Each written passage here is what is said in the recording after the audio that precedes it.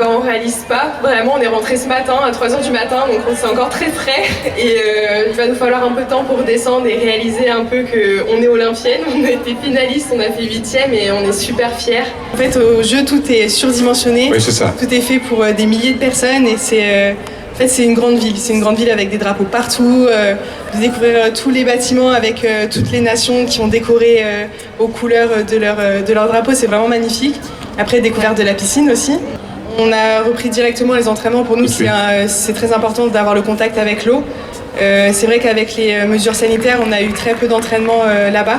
Donc il a fallu s'adapter très rapidement directement aux conditions japonaises. De toute façon, on se prépare tellement, on a des heures et des heures et des heures d'entraînement pour se préparer. On sait exactement les corrections qu'on a au fur et à mesure du ballet. Donc on est vraiment très concentré pour faire le job sur le moment T et super déterminé parce que c'est les Jeux Olympiques, donc forcément on a les étoiles plein les yeux, mais aussi très concentré sur notre performance. Avec tout ce qu'on voit là, ça donne encore plus envie de se produire devant le public français, de nager devant notre public, devant notre famille, et puis franchement dans des lieux qui sont magnifiques, donc ça donne envie d'y retourner.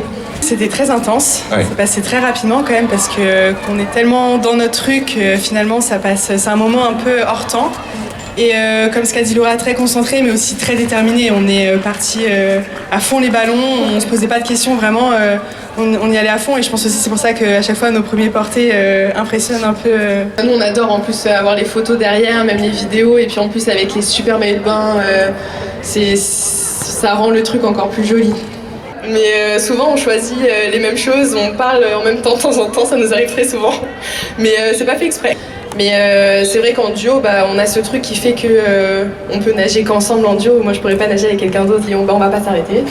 Clairement, on va tout donner chaque année après année. Après, on a aussi des objectifs plus courts avec les championnats du monde et les championnats d'Europe qui vont nous permettre aussi de nous positionner par rapport à d'autres équipes et à nous montrer encore plus forte avec le jury. Après, c'est vrai qu'on a une équipe qui est très très forte, qui est jeune. On a su se montrer très forte au tournoi de qualification en juin à Barcelone. Et on est prête à tout déchirer pour Paris 2024. Dans l'échauffement, nous on fait de la natation.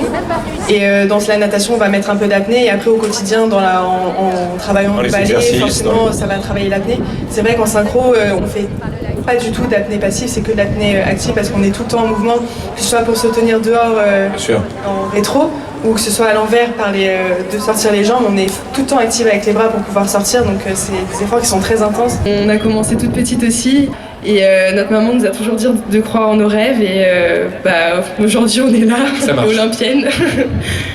Voilà, merci en tout cas, merci à toutes les deux, Laura et Charlotte Tremblay, merci beaucoup. Voilà, ils sont là avec maman et toute la famille qui est là-bas. Je voudrais qu'on les applaudisse très très fort encore une fois, 8e de leurs premiers Jeux Olympiques.